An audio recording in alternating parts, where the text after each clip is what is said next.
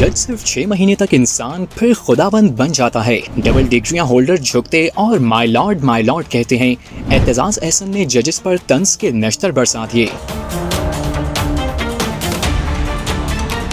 मुल्क के मारूफ कानूनदान और सीनियर वकील एतजाज एहसन ने मुल्क की अदलिया के हवाले से हैरान कुन बातें कह दी। एतजाज एहसन ने आला अदलिया के जजेस के रवैयों और उनकी नफ्सियात पर एक इंतहाई दिलचस्प, मुनफरिद और चौंका देने वाला तबसरा किया, जिसके बाद उनके बयानात मौजूए बहस बन गए। एतजाज एहसन ने कहा कि जब कोई शख्स हाई कोर्ट या सुप्रीम कोर्ट का जज बनता है तो वो इब्तदाई चंद माह तो आम इंसानों की तरह गुजारता है, लेकिन अदालत के अंदर का माहौल और वकला की हद से ज्यादा आजी इसे आहिस्ता आहिस्ता एक आम इंसान से खुदाबंद के दर्जे पर पहुंचा देती है। एंकर पर्सन मंसूर अली खान के साथ पॉडकास्ट में गुफ्तगू करते हुए चौधरी एतजाज एहसन ने कहा कि एक इंसान जब आला अदलिया यानी सुप्रीम कोर्ट या हाई कोर्ट का जज बनाया जाता है तो वो महज 6 महीने तक ही एक आम इंसान रहता है।